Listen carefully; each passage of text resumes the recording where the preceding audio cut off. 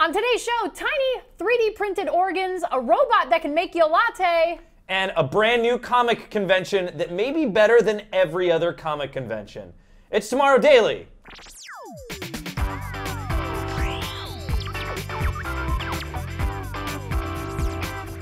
Greetings, citizens of the internet. Welcome to Tomorrow Daily, the best geek talk show in the known universe.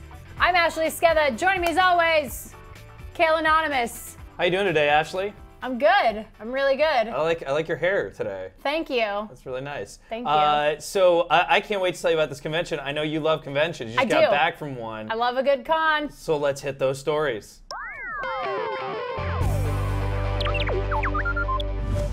You didn't mean an actual con, right? I hate cons. Well, like criminals. Well, I like a good long con, like with Okay. your friends where you're playing a joke on them over a long period of time. That's Okay. good. Fair I'm good enough. for a long con, but tell me about this convention. So this convention seemingly came out of nowhere.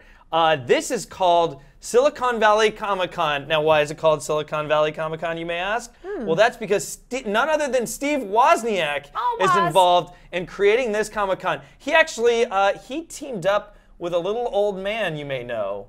My grandpa?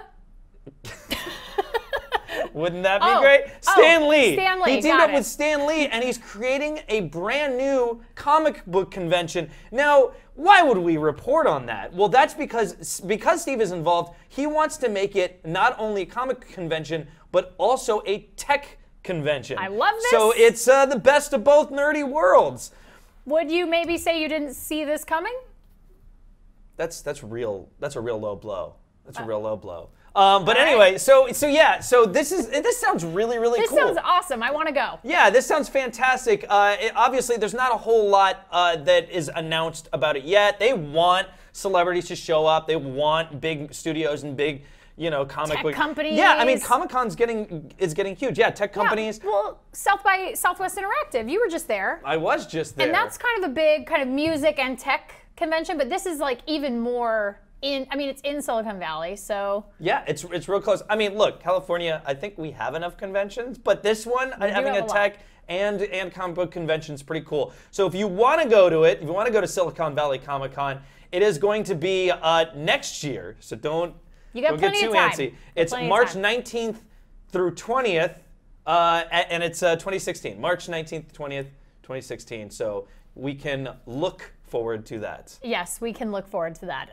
Some of us. And awesome. So, I want to go. I heard you already bought tickets? No, I already registered as a media person. I'm like, I must go. Okay. Because obviously we like to put all those things together too. We like to put together geek pop culture and technology and emerging technology and movies and music and games and someone dressed as Ultron and then actual Ultron will be there. In the same place. It would be the best thing ever. No, to your point, I mean, where do comic conventions go now? It seems like we've seen everything, so this is kind of like a nice addition to that. Yeah, and you always talk about how, really technology is bleeding into everything we do. So now it's a huge part of film and TV and everything else that we enjoy. Yeah, people that are creating AR are basically making it look like Iron Man. So, I mean, everything. Yeah, and we always report on stories where you get the idea. You get it. It's this show. Speaking of, it's our convention. Exactly. This is basically, if we could put together a convention, this is what we would do. So now we're going to put it to you, the viewer. Yeah.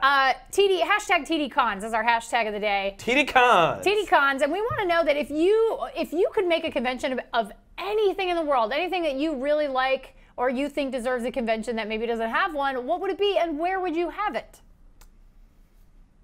KaleCon. KaleCon? It would just be everything. No, I would really like a Fallout Con. Ooh, I would. like oh it. my God! And then you have to pay for all your souvenirs and bottle caps.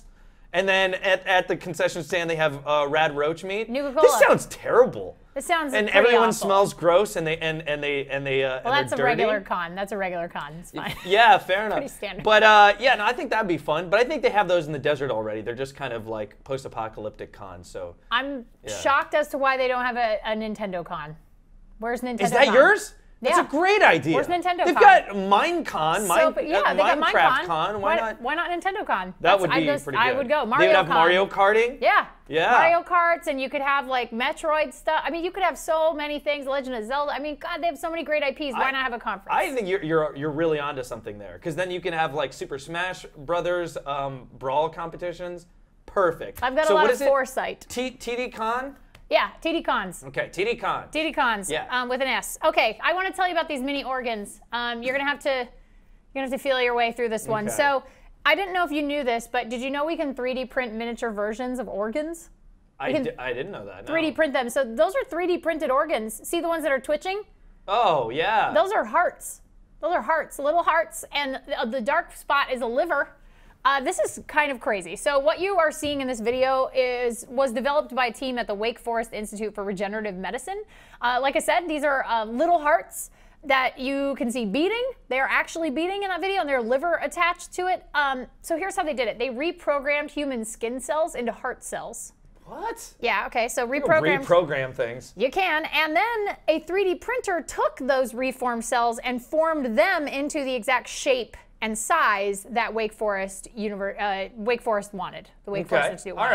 All right. And why? Okay, so the reason these things are in development is because there is a goal in the scientific community amongst people who work on this stuff to put an entire mimicked human body onto a chip, onto a single chip. What? Yeah. Like what? Like a microchip? Not wanted, like a potato chip. Not a potato chip. Okay. A microchip for you to eat, dip in your salsa. They want a small human body on a chip? Yeah, on a chip. And the reason it's insane. It's a totally insane goal. But I love it because the thing is it is very much this sort of product of we want to kind of get away from animal testing. Mm-hmm. Animal testing, bad. But you can't also really test on humans because that also bad. So because reaction reasons. People could die. People could get really sick if they get a medication that their body reacts to.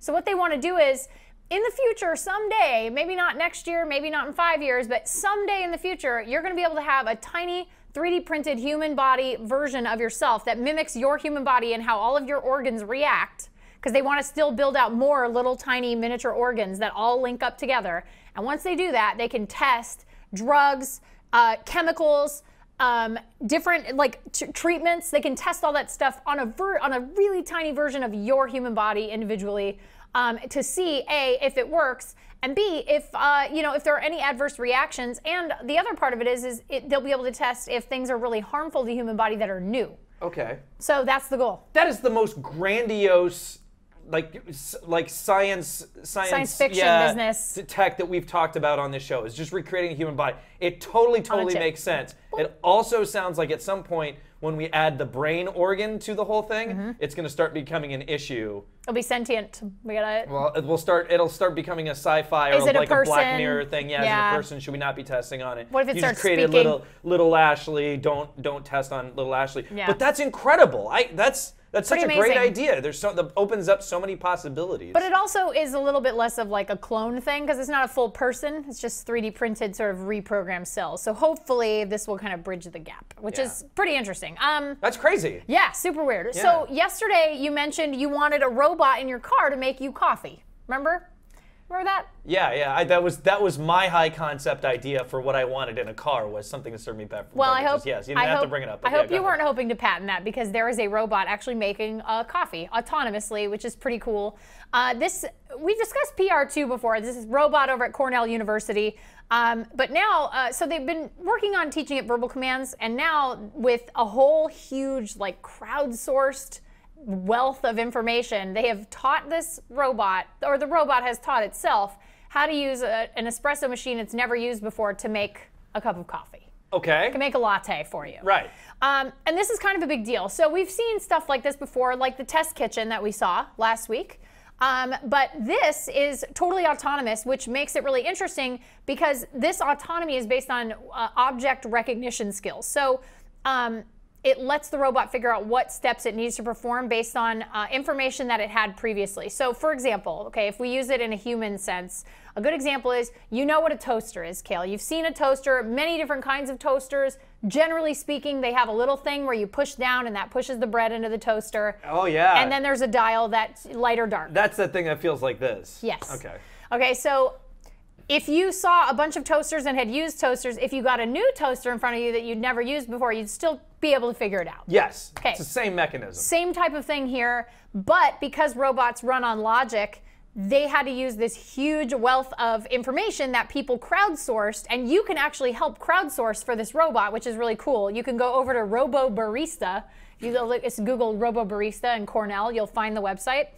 They cataloged all kinds of objects for PR2. So PR2 was able to go to this brand new espresso machine it had never used before and extrapolate data from that crowdsourced wealth of information and say, okay, like I've seen in many different kinds of coffee makers or espresso machines, this is what I need to use first. I need to get hot water from here. I need to do this. I need to do this. And was able to make a cup of coffee, a latte, completely autonomously. Oh, versatile learning. I like that. Pretty interesting. So they're really excited about it. It's kind of a part of a bigger project that Cornell's doing with like a robot brain, like a database almost, or a data bank. But yeah, they're always looking for more people to crowdsource information from. So feel free to head over to Robo Barista and check it out. How did they crowdsource it again? Was it videos? It was a bunch of stuff. So Okay. you're like information, pictures, words. Like there was a whole just huge well of information that they were able to pull from that people just gave, which is pretty awesome. Right on. So that's what they're doing over at Cornell, which is pretty cool. Very cool. All right, guys, we're going to take a quick break. Those are our headlines. We'll be right back. It is a Wednesday. We have an awesome mod squad that is a little bit Star Wars themed. Pretty exciting. I'm sure you may or may not have seen this making the rounds of the internet. And we also have your user feedback and our phone photographer of the day. So don't click away. It's Tomorrow Daily.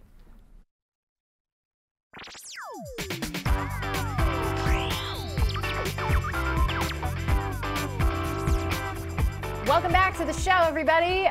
We are pretty excited about this particular modification that we saw on the internet. It again has been making the rounds. It's Star Wars themed, but this is Mod Squad.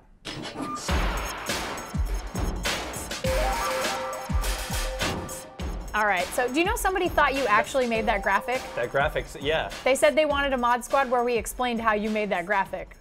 Yeah, through sound. I made it through emailing our graphics person, Viva, and having her make it, because she is the best. Okay, so like we said, you may have seen this on the internet, but I was really excited because BB8 is my new favorite Star Wars thing ever, especially droid. I mean, I love me some R2-D2, but I kind of love BB8. So, ooh, traitor. This guy, I know I'm totally a traitor. So this guy, industrial designer, his name's Christian Polson, modded out a version 1 Sphero and made a BB8. Just put it together like the day after Celebration launched, which is pretty awesome. Yeah, so, Star Wars fans, man.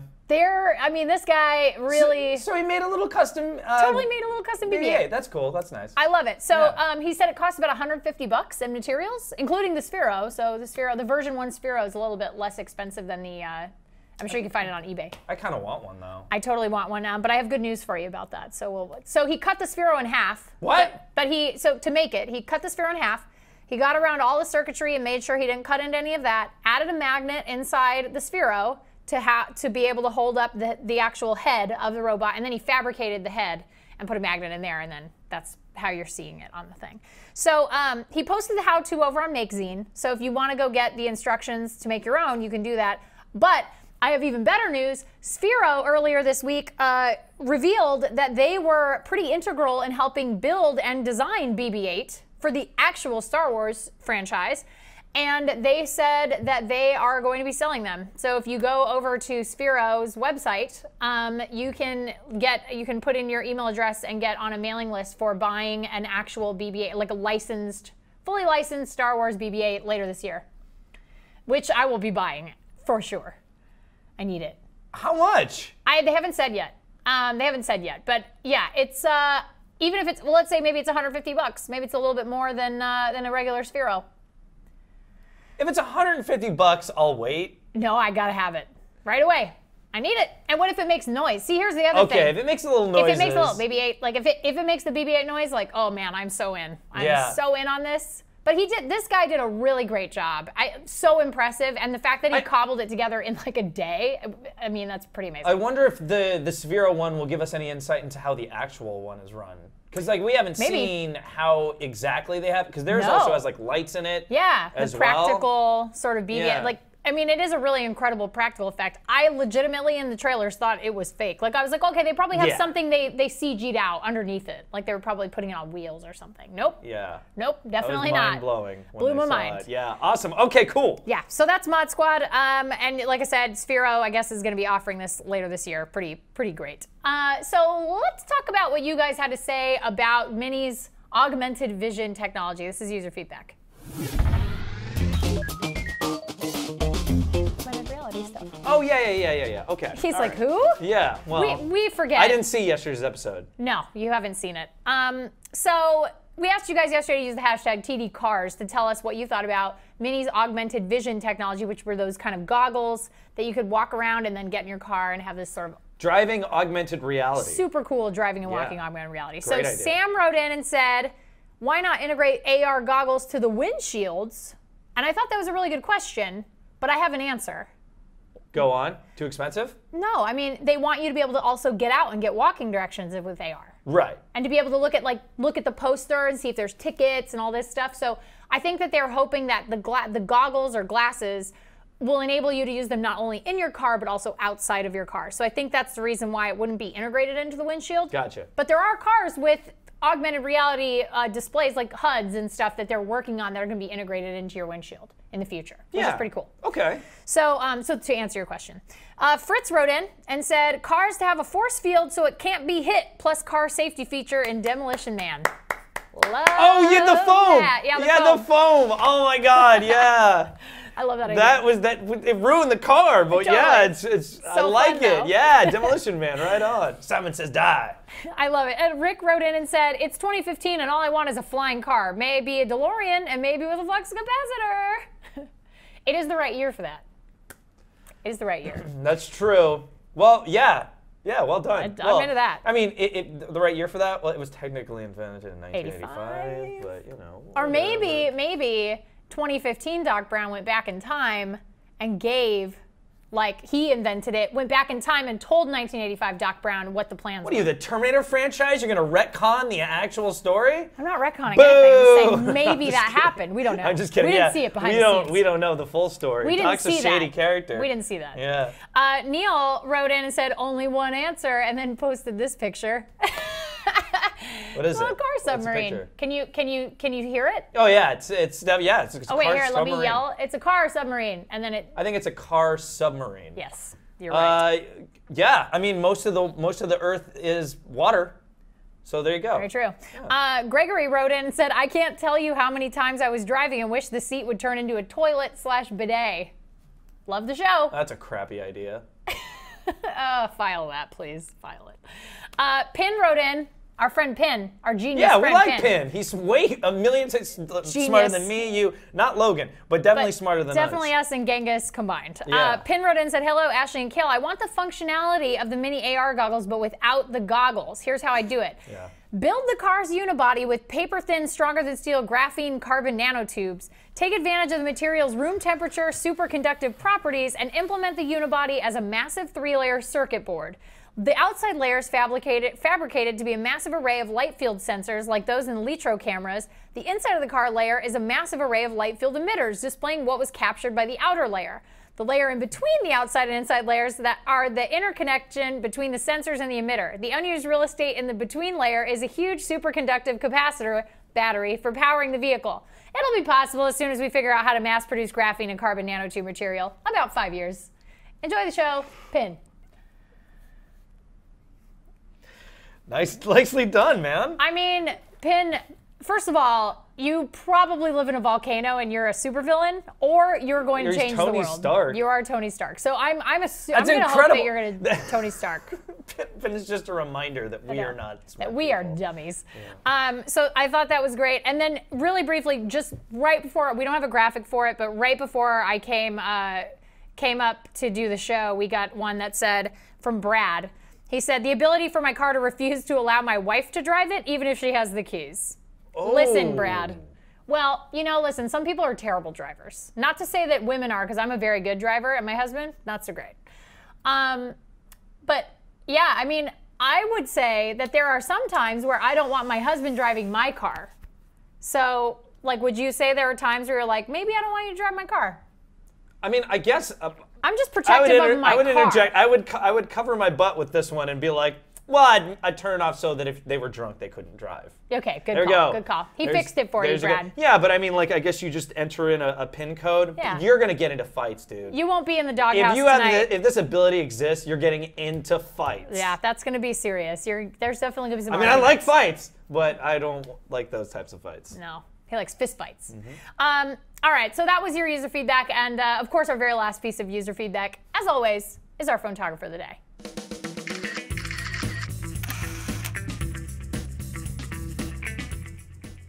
Okay, so we had a very lovely email come in.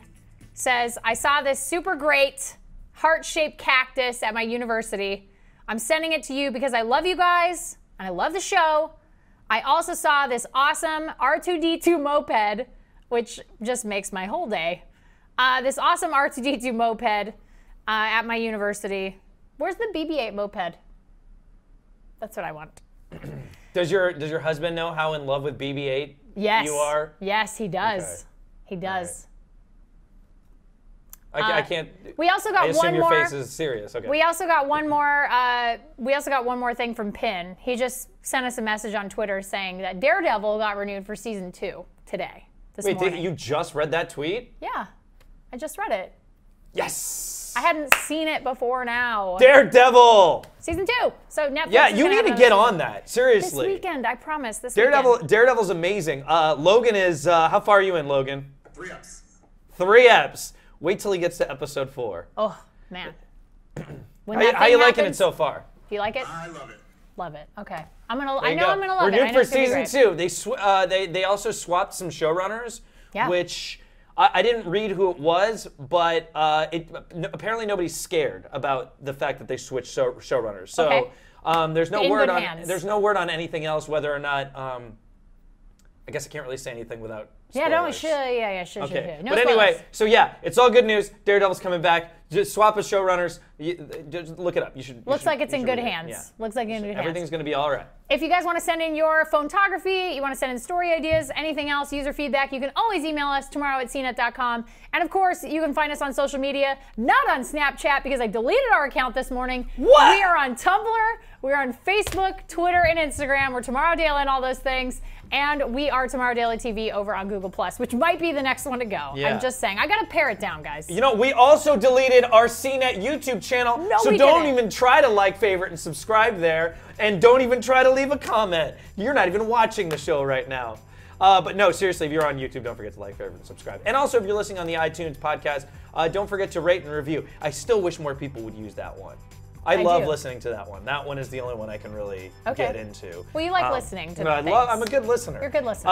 And also, don't forget to follow us on our personal Twitters. I'm at Khail Anonymous. And I'm at Ashley Esqueda. And that's it for the show today. We'll be back tomorrow with all the weird, wonderful science facts, science fiction colliding in our faces and being the greatest things ever. But until then, be good humans. We'll see you next time. Bye.